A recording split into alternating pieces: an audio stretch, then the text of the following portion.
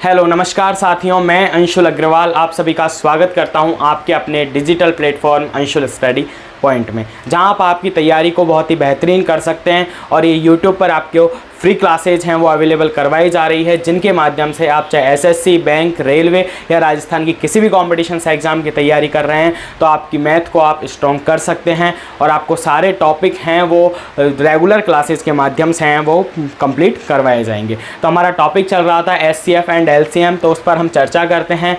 पिछली क्लास में हमने पूर्णतः विभाजित होने वाली संख्याओं के बारे में क्वेश्चंस किए थे। आज हम शेषफल जो बचता है उस प्रकार के क्वेश्चंस हैं, क्योंकि इस चैनल का उद्देश्य है कि किसी भी प्रकार का क्वेश्चन है वो नहीं छोड़ा जाए जो कि एग्ज़ाम से रिलेटेड हो। इसलिए मैं सारे टाइप के क्वेश्चंस हैं आपको करवा रहा हूँ कि जो पानी से नहाएगा वो केवल लिबास बदलेगा, कि जो पानी से नहाएगा वो केवल लिबास बदलेगा, और जो पसीने से नहाएगा वही इतिहास बदलेगा। तो हमें इतिहास बदलना है, तो इसलिए हमें मेहनत करनी है। तो अब डायरेक्ट हम पॉइंट पर आते हैं, हम आते हैं टॉपिक पर और उसके क्वेश्चन पर कि 4 अंकों की सबसे बड़ी संख्या ज्ञात करो। क्वेश्चन जो कहा गया उसकी लैंग्वेज पर फोकस करना है, फर्स्ट उसके क्वेश्चन को समझना है, फिर उसके बाद में हमें क्या करना है, आंसर करना है।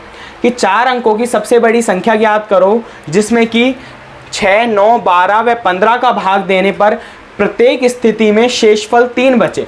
यानी कि 6, 9, 12, 15 का अगर किसी एक ऐसी संख्या जो कि 4 अंकों की है और सबसे बड़ी है उसमें अगर डिवाइडेशन किया जाता है, भाग दिया जाता है, तो शेषफल के रूप में कितना बचता है, 3 बचता है। और हमने जो पिछले क्वेश्चंस किए थे उनमें बस डिफरेंस ये था कि वहाँ क्या हो रहा था, पूर्णतः विभाजित हो रही थी, यानी कि भाग है वो पूरा जा रहा था। यहाँ रिमाइंडर के रूप में शेषफल के रूप में कितना बचना चाहिए, 3 बचना चाहिए। ठीक है, तो हमने पूर्णतः विभाजित वाले क्वेश्चन देख लिए थे। अब हम शेषफल पर भी चर्चा कर लेते हैं, जिससे कि क्वेश्चंस अगर किसी भी प्रकार का आता है तो आपको प्रॉब्लम नहीं होगी। ठीक है, अब हम डायरेक्ट आंसर कि 4 अंकों की सबसे बड़ी, तो सबसे पहले हमें संख्याओं को देखना है, क्योंकि इन संख्याओं का क्या करना पड़ेगा, हमें एलसीएम लेना पड़ेगा। इस बात को आप जानते हो, क्योंकि पिछले क्वेश्चंस किए हैं बिल्कुल सेम एज इट इज़ हैं, बस फ़र्क कहाँ आया है, यहाँ शेषफल की बात कही गई है और वहाँ पूर्णतः विभाजन की बात कही गई थी। ठीक है, तो हम बात करते हैं कि संख्याएँ हैं 6, 9, 12 व 15। ठीक है, तो इनका हम क्या करते हैं, एलसीएम लेते हैं। और एलसीएम निकालना आपको अच्छी तरीके से आता है। क्या करते हैं, हम सबसे बड़ी संख्या है उसको लिखते हैं, उसके बाद में अन्य संख्याओं को हम चेक करते हैं। तो चेक करेंगे 15 है, उसमें हम 12 का चेक करेंगे। तो 12 का अगर गुणनखंड करते हैं हम तो किस प्रकार होता है, 2 × 2 × 3। तो 3 से ही 15 है, आसानी से डिवाइड होने के बाद में 5 होता है, तो 2 और 2 यानी कि 4 का है डिवाइडेशन नहीं होगा, तो हम क्या कर देंगे, 4 से मल्टीप्लाई कर देंगे। तो यहाँ हमने 12 चेक कर लिया है। अब हम बात करेंगे 9 की। तो 9 की बात करते हैं तो 9 को लिखा जाता है गुणनखंड के रूप में 3 × 3। तो एक 3 से तो ये आसानी से डिवाइड हो जाएगा। फिर उसके बाद में क्या, एक 3 बच जाता है, इससे क्या होगा, लेकिन हमें बचाना नहीं है, कोई भी संख्या उसको छोड़ना नहीं है। एलसीएम में सबसे बड़ी बात यही है कि कोई भी संख्या है उसे हमें छोड़ना नहीं है, तो 3 से भी हम क्या कर देंगे, मल्टीप्लाई कर देंगे। ठीक है, और 9 तक का हमने हिसाब है देख लिया। फिर हम 6 की बात करते हैं तो 6 का गुणनखंड होता है 2 × 3। तो 3 से आसानी से 15 में चला जाएगा या 3 में चला जाएगा, हमें तो 1 से मतलब है। फिर 2 का हम डिवाइडेशन करेंगे तो 4 में आसानी से चला जाएगा, यानी कि 6 का कार्य पहले ही हो चुका है। अब इसको मल्टीप्लाई कर लेते हैं, कितना हो जाता है, 15 × 4 60 × 3 180। तो 180 क्या आ गया हमारे पास में, एलसीएम आ गया। यानी कि 6, 9, 12, 15 जो संख्याएं हैं उनका हमने एलसीएम निकाल लिया है, और वो एलसीएम कितना आया है, 180। अब हम ये देखेंगे कि 180 से 4 अंकों की सबसे बड़ी संख्या है जो कौन सी है, जिसका विभाजन करने पर शेषफल के रूप में कितना बचता है, 3 बचता है। तो हम क्या करते हैं, 4 अंकों की सबसे बड़ी संख्या कौन सी है, इस बात को आप जानते हो। 4 अंकों की सबसे बड़ी संख्या, तो 4 अंकों की सबसे बड़ी संख्या क्या होती है, 9999। तो ये संख्या है, ये संख्या क्या है, 4 अंकों की है और सबसे बड़ी संख्या है। ठीक है, अब हम क्या करते हैं, डिवाइडेशन करते हैं। तो 9999 में हम देंगे 180 का डिवाइडेशन, 180 का क्या कर देंगे, भाग कर देंगे। तो हमें अब हमें भाग देने पर मैंने कहा था आपको पिछली क्लास में कि हमें ना तो भागफल से मतलब है, ना हमें किसी अन्य संख्या से मतलब है। हमें मतलब है तो रिमाइंडर से है, शेषफल हमें पता करना है कि इसमें शेषफल है वो कितना आएगा। तो हम डिवाइडेशन करते हैं, शेषफल देखते हैं। तो 180 का किसमें 999 में हम भाग देंगे तो कितनी बार चला जाएगा, 900 बार, यानी कि 5 बार चला जाएगा और कितना आ जाएगा 900। 900 में फिर 99 एज इट इज़ रहेगा, फिर 9 हम एज इट इज़ उतार लेंगे, फिर दोबारा हम डिवाइड करेंगे तो कितना हो जाएगा, यानी कि 99 क्या बच रहा है, शेषफल बच रहा है। समझ में तो आ गया, भाग ही तो देना है, भाग देना तो आता है आपको, छोटी क्लासेज में अच्छी तरीके से पढ़ा है। तो 180 है, इसका डिवाइडेशन करेंगे कितना हो जाता है 900, और 900 में डिवाइडेशन करने पर कितना आ जाता है 99। तो शेषफल हमें जो पता करना था, रिमाइंडर हमें जो पता करना था वो हमने देख लिया है। कितना आ गया, शेषफल की हम बात कर रहे हैं तो शेषफल कितना आ जाता है, यहाँ से शेषफल आ जाता है 99। तो हमें किससे मतलब है, इस 99 से, रिमाइंडर से मतलब है। अगर रिमाइंडर ये 99 की जगह अगर या तो 180 होता या नहीं होता तो हमारा डिवाइड क्या है, पूर्णतः चला जाता। अब जो क्वेश्चन में कहा जा रहा है उसके अनुसार हम क्या करते हैं, आंसर करते हैं। तो हमें क्या पता करना है, वही अभिष्ट संख्या पता करनी है। वो पूछा गया है कि 4 अंकों की वह सबसे बड़ी संख्या ज्ञात करनी है, तो अभिष्ट संख्या हमें पता करनी है। तो अभिष्ट संख्या के लिए हम क्या करते हैं, ये शेषफल अगर नहीं बचता, ये शेषफल अगर नहीं बचता तो हमारी संख्या है वो पूर्णतः विभाजित हो जाती। 180 से संख्या है वो आसानी से क्या हो जाती, विभाजित हो जाती, अगर 99 नहीं होता। और 4 अंकों की ही चाहिए हमें बड़ी से बड़ी संख्या, तो हम क्या कर देंगे 9999 में से क्या कर देंगे, माइनस कर देंगे 99 को। अब पूर्णतः विभाजन का क्वेश्चन यहाँ हो गया, यानी ये कहा जाता है कि भाग देने पर पूर्णतः विभाजित होती है। तो हमारा आंसर है 9999 में से हम 99 माइनस करते हैं, कितना आ जाता है 9900। बट अब प्रॉब्लम ये हो गई कि यहाँ की एक्स्ट्रा और बात कही गई है कि प्रत्येक स्थिति में कितना शेषफल बचता है, 3 शेषफल बचता है। तो अब हम क्या करेंगे, तो शेषफल अगर 3 बचता है तो शेषफल 3 कब बचेगा, जैसे कि हम बात करते हैं कि 100 में हम 10 का डिवाइडेशन करते हैं, अब पूर्णतः चला जाता है 10 बार, ठीक है। अगर इसी की जगह शेषफल कब बचेगा, यहाँ क्या हो 103 हो, तो हम 10 का डिवाइडेशन करने पर जो रिमाइंडर बचेगा, शेषफल बचेगा, वो कितना बचेगा, 3 बचेगा। क्यों बचा 3, क्योंकि यहाँ एक्स्ट्रा 3 था इसलिए। अगर ये 97 होता तो क्या रिमाइंडर शेषफल 3 बचता, क्या नहीं बचता ना। तो कब बचेगा, ये जब एक्स्ट्रा हो, यानी कि 3 यहाँ एक्स्ट्रा था, इसीलिए क्या है रिमाइंडर के रूप में, क्या है शेषफल के रूप में 3 बच रहा है। तो यहाँ भी हमें क्या करना पड़ेगा, एक्स्ट्रा करना पड़ेगा। तो हम यहाँ क्या कर देंगे, +3 कर देंगे। अब इसकी कैलकुलेशन करेंगे हम, तो 9999 में से 99 जाने पर 9900 होता है, और +3 करेंगे तो 9903। और यही क्या हो जाता है, आपका आंसर हो जाता है कि 4 अंकों की सबसे बड़ी संख्या है, और 6, 9, 12, 15 का डिवाइडेशन करने पर प्रत्येक स्थिति में इसमें कितना शेषफल बचेगा, 3 शेषफल बचेगा। तो आपको ये क्वेश्चन है बहुत अच्छी तरीके से समझ में आया होगा। ये ऐसे क्वेश्चंस है वो एग्ज़ाम में आते ही हैं, चाहे आप एसएससी की, बैंक, रेलवे, या फिर मैं बात करूँ आरआरबी, एनटीपीसी की आप एग्ज़ाम दो, या राजस्थान की किसी भी कॉम्पिटिशन से एग्ज़ाम देते हो आप, तो उनमें इस प्रकार के क्वेश्चंस हैं आपको देखने को ज़रूर मिलते हैं। तो आप है इस चैनल को सब्सक्राइब करें और वीडियो को ज़्यादा से ज़्यादा शेयर करें, क्योंकि ये क्लासेज हैं आपके लिए आने वाले टाइम के लिए बहुत ही इंपॉर्टेंट होने वाली है। चाहे आप एलडीसी की तैयारी कर रहे हैं, चाहे पशु परीक्षर की तैयारी कर रहे हैं, तो वहाँ आपको इस प्रकार के जब मैथ्स के क्वेश्चंस देखने को मिलते हैं तो बहुत ही इंपॉर्टेंट हो जाते हैं। चाहे मैं बात करूँ सीटेट एग्ज़ाम है, उसमें भी मैथ्स के जब टॉपिक हैं तो इस प्रकार के क्वेश्चंस आपको देखने को मिलते हैं, ठीक है। अब हम नेक्स्ट क्वेश्चंस पर चर्चा करते हैं। ये क्वेश्चन समझ में आ गया होगा, इसका स्क्रीनशॉट ले लीजिए आप, ठीक है। हम नेक्स्ट क्वेश्चंस पर हम चर्चा करते हैं।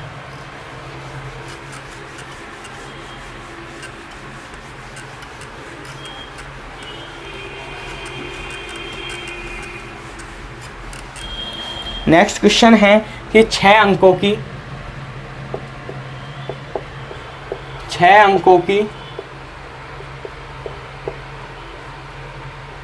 न्यूनतम संख्या, 6 अंकों की न्यूनतम संख्या n है। अब इससे क्या है, संख्या को डिनोट कर दिया, यानी कि एक नेम दे दिया उसका, क्या n, कि 6 अंकों की न्यूनतम संख्या n है, जिसे 4 6, 10, 15, 4, 6, 10, 15 से भाग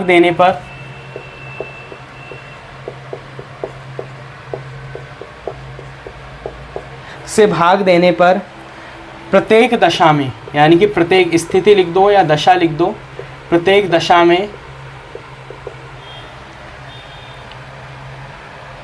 2 शेष बचता है। कितना शेष बच रहा है? 2 शेषफल बचता है।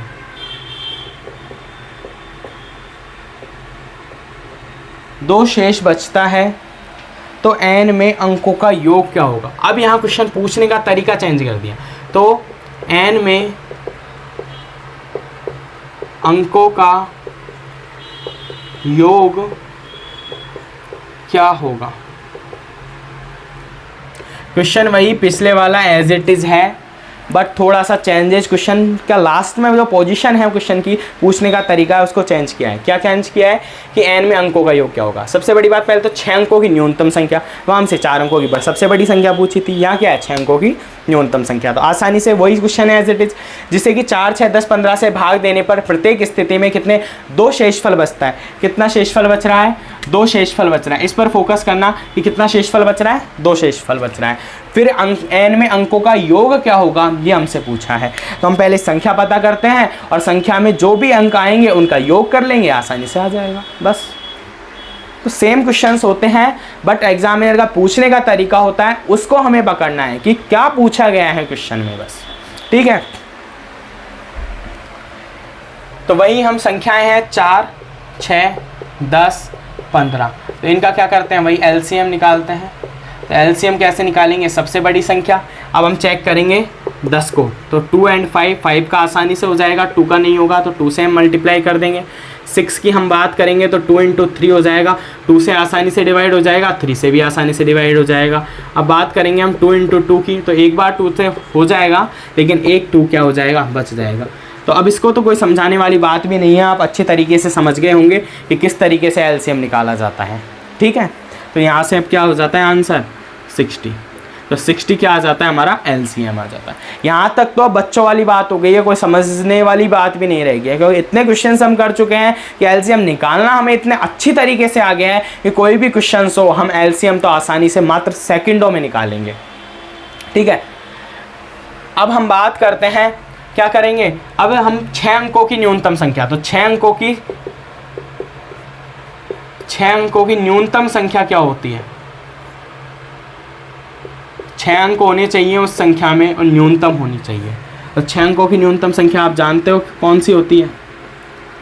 6 अंक होने चाहिए, 1, 2, 3, 4, 5, 6, 6 अंक हो गए, न्यूनतम संख्या हो गई। इससे न्यूनतम नहीं हो सकती, क्योंकि -1 भी करोगे आप तो वो 5 अंकों की सबसे बड़ी संख्या बन जाएगी। ठीक है, तो ये 6 अंकों की न्यूनतम संख्या हो गई, कितनी हो जाती है? 1 लाख।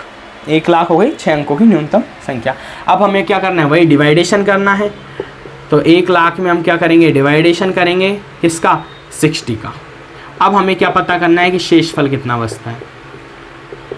हमारा फोकस तो वही रिमाइंडर पर रहेगा, क्योंकि रिमाइंडर के अनुसार ही हम क्वेश्चन का सॉल्यूशंस करेंगे। ठीक है, तो 60 का हम डिवाइड करेंगे इसमें, तो 60 का डिवाइड करने पर आप आसानी से कर सकते हो कि 60 का हम इसमें डिवाइड करते हैं तो 1 बार चला जाएगा और 100 होगा। ठीक है, 100 में से हम 60 माइनस करते हैं तो कितना बचेगा? 40। फिर हम एक 0 बढ़ाएंगे, कितना हो जाएगा? 400। कितना हो जाएगा? 400। फिर 6 से हम कितने बार? 360, ये कितना हो जाएगा? 40। फिर एक 0 हम बढ़ाएंगे, फिर 360 हो जाएगा। इस तरीके से 40 है लास्ट में क्या हो जाएगा? रिमाइंडर के रूप में बचेगा, शेषफल के रूप में। कितना बचेगा? 40 बचेगा। समझ रहे हो आप क्वेश्चन को? कोई ज़्यादा डिफिकल्टीज वाली बात नहीं है, एज इट इज़ पहले वाले क्वेश्चन की तरह कर रहे हैं। तो 40 क्या हो जाता है? रिमाइंडर। तो हमें क्या चाहिए? शेषफल से ही मतलब है, तो 40 क्या आ जाता है? 40 आ जाता है हमारा शेषफल। ठीक है, आप डिवाइड करोगे आसानी से आपको पता चल जाएगा कितना शेषफल आ रहा है। ठीक है, ये संख्या है, क्योंकि आपको संख्याएं ज़्यादातर जब इस तरीके की पूछी जाती हैं या तो 0 होगा उसमें या 9 होगा, इसके अलावा ज़्यादातर कंडीशंस में नहीं मिलता है क्वेश्चन, क्योंकि 4 अंकों की बड़ी, 5 अंकों की सबसे छोटी, इस तरीके के क्वेश्चंस पूछे जाते हैं, तो उनमें इसी तरीके की संख्याएं आपको देखने को मिलेंगी। तो शेषफल हमें पता चल गया 40। अब अगर हम अब क्या करते हैं? हम अभिष्ट संख्या n है उसका पता करते हैं। कौन सी? जो अभिष्ट संख्या है n, उसका पता करते हैं। तो अभिष्ट संख्या n है वो क्या होगी, तो अभिष्ट संख्या n के लिए अगर हम 40 रिमाइंडर बचाएं, 40 को हम पिछले क्वेश्चंस की तरह अगर माइनस कर देते हैं, इसमें से संख्या में से माइनस करेंगे, अगर इसमें से हम माइनस कर देते हैं तो आप सोचिए कि ये क्या हो जाएगी, ये 5 अंकों की संख्या बन जाएगी, जबकि हमसे क्या पूछा गया है 6 अंकों की होनी चाहिए संख्या। तो अब हम क्या करते हैं, इसमें कुछ ऐसा प्लस कर दें जिससे कि 60 का क्या हो जाए, डिवाइडेशन हो जाए। वहाँ हमारे लास्ट में कितना हुआ था, 400 हुआ था, जिसमें कि हमने 360 हो गया था, फिर उसके बाद में 40 क्या बचा था, रिमाइंडर। लेकिन हम इस 40 में क्या प्लस करें, हम प्लस कर देते हैं, जैसे कि 20 हमने प्लस कर दिया तो ये 60 हो जाता है और 60 में आसानी से डिवाइडेशन हो जाएगा, यानी कि +20 किया है, यानी कि हमने 400 को क्या बना दिया 420, तो 60 का डिवाइडेशन आसानी से हो जाता है 420 में, और क्या हो जाता है, रिमाइंडर नहीं बचता है। और रिमाइंडर नहीं बचने का मतलब है कि उस संख्या से वह संख्या क्या हो रही है, पूर्णतः विभाजित हो रही है। ठीक है, तो अब हम यहाँ क्या करेंगे, वही संख्या है उसमें हम क्या कर देंगे, +20 कर देंगे। ठीक है, कभी भी ये ध्यान रखना, जब ऐसे न्यूनतम वाली संख्या हो तो हमें प्लस करना है, और अधिकतम वाली संख्या पूछे तो हमें माइनस करना है, बस फोकस ये रखना। ठीक है, अब हमसे क्या है, ये भी कंडीशन भी ध्यान रखनी है, ये कहाँ तक हो गई, पूर्णतः विभाजित होने तक। फिर इसमें क्या है, 2 शेषफल बच रहा है, और शेषफल के लिए मैंने बताया था जब 2 शेषफल बचता है तो हम क्या करते हैं, प्लस करते हैं। तो इसको हम कैलकुलेशन करते हैं कि 1,22,000 कितना बचेगा, 1,22,000। ये तो क्या हो जाती है, हमारी अभिष्ट संख्या n है, क्या हो जाती है, n। अब हमसे पूछा क्या है कि n में अंकों का योग क्या होगा, तो हम लिख देते हैं n में अंकों का योग कर लीजिए आप। अंकों का क्या है, 1 + 2 + 2। अब ये बच्चों वाली बात है, कोई ज़्यादा डिफ़िकल्टीज वाली है नहीं, बस 5 आंसर आ गया। कोई प्रॉब्लम नहीं होगी मेरे अनुसार, तो बिल्कुल पिछले वाले क्वेश्चंस की तरह थे। तो आप इसका स्क्रीनशॉट ले लीजिए जिससे कि आपको कोई भी प्रॉब्लम है वो नहीं आए, और आप इन्हीं क्लासेज के PDF नोट्स अगर आप चाहते हैं तो आप इसी चैनल पर टेलीग्राम ग्रुप है, उसका क्या है, लिंक आपको अवेलेबल है, तो वहाँ से टेलीग्राम ग्रुप है उसको ज्वाइन कर लीजिएगा, जहाँ आपको किसी भी अन्य एग्ज़ाम फॉर्म के रिगार्डिंग इन्फॉर्मेशन हो, या मैं बात करूं कि PDF नोट्स, सब तरीके की जो वस्तुएं हैं जो कि एग्ज़ाम को क्वालिफाई करने के लिए आवश्यक हैं और एग्ज़ाम पैटर्न पर आधारित हैं, तो वहां आपको अवेलेबल हो जाएगी। किसी भी गवर्नमेंट जो के द्वारा जो भी नोटिस निकाला जाता है उसके रिगार्डिंग भी आपको इन्फॉर्मेशन है उस ग्रुप पर मिल जाएगी। तो टेलीग्राम ग्रुप है, अंशुल स्टडी पॉइंट के नाम से ग्रुप है, तो उसको ज्वाइन कर लीजिएगा। ठीक है, तो आपके क्वेश्चन समझ में आ गए होंगे। तो आज की क्लास को तो हम यहीं समाप्त करते हैं। तो आप इस चैनल को सब्सक्राइब कीजिए और वीडियो को ज़्यादा से ज़्यादा शेयर कीजिए, जिससे कि इस क्लास के बेनिफिट्स हैं वो सभी स्टूडेंटों तक पहुंच जाएं और वो अपनी तैयारी है उसको और स्ट्रॉन्ग कर सकें। और राजस्थान जीके की क्लासेस भी इस चैनल पर अवेलेबल हैं, वो भी जीके डॉज के माध्यम से आपको दिया जाता है, जिसमें कि मात्र एक टॉपिक से रिलेटेड है जो वीडियो है वो अवेलेबल है आपके लिए। तो वहाँ से आप देखिए और अपनी तैयारी है उसको बेहतरीन कीजिए। आप एक पेड कोर्स को बिल्कुल फ्री यूट्यूब क्लासेस के माध्यम से पढ़ सकते हैं, यही हमारा उद्देश्य है, यही इस चैनल का जो उद्देश्य है उसको आप कंप्लीट कीजिए और मैथ्स के डर है उसको ख़त्म कीजिए। तो आज की क्लास को यहीं समाप्त करते हैं। जय हिंद, जय भारत।